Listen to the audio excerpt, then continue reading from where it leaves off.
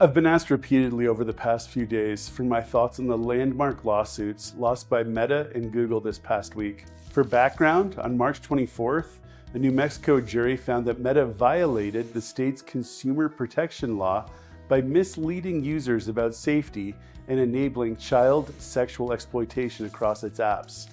Of course, it will appeal, but Meta was ordered to pay $375 million in civil penalties. Then, on March 25th, a Los Angeles jury found Meta and Google liable for negligently designing Instagram and YouTube in ways that harm young people's mental health, awarding $6 million in damages, with 70% of that assigned to Meta. Now, for companies that produce billions and billions and billions of dollars in profit every year, it would be easy to cynically conclude that these rulings don't mean a whole lot. But I see them as extremely important on two levels. First, they're important for what they represent about parental and social attitudes. When I helped pioneer the kid-safe technology movement back in 2018, I would explain to people what I was doing and get funny looks and questions like, why? Today, I experience the opposite. Instead of being questioned why I do what I do, the reaction is invariably, thank you. Where were you when my kids were younger?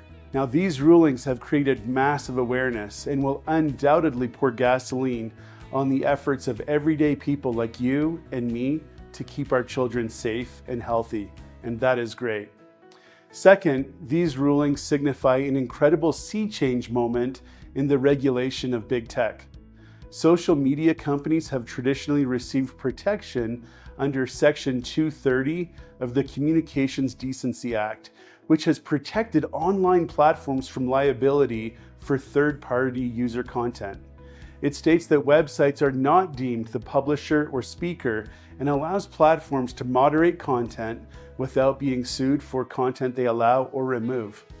Last week's rulings established that big tech companies can be held responsible for addictive product design and failure to warn, not just for third-party content on platforms. Now that a couple of pivotal cases have been won, I believe the floodgates will open, and I believe that these companies will finally be forced into changing the way their products work, prioritizing child safety above profit potential.